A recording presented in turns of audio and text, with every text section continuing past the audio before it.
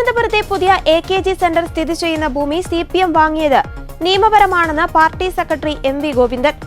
2021 വാങ്ങിയ 32 സെന്റ് ഭൂമിയിൽ 30 കോടിയോളം ചിലവഴിച്ച് 9 നില കെട്ടിടം പണിതതായും MV ഗോവിന്ദൻ സുപ്രീം കോടതിയെ അറിയിച്ചു. സുപ്രീം കോടതിയിൽ ഫയൽ ചെയ്ത സത്യവാങ്മൂലത്തിലാണ് CPM സംസ്ഥാന സെക്രട്ടറി ഇക്കാര്യം വ്യക്തമാക്കിയത്.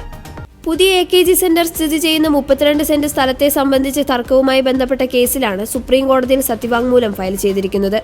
ISRO ശാസ്ത്രജ്ഞയായ ഇന്ദു സുപ്രീം കോടതിയിൽ ഫയൽ ചെയ്ത കേസിലാണ് CPM സംസ്ഥാന സെക്രട്ടറിക്ക് സുപ്രീം കോടതി നോട്ടീസ് അയച്ചിരിക്കുന്നത്.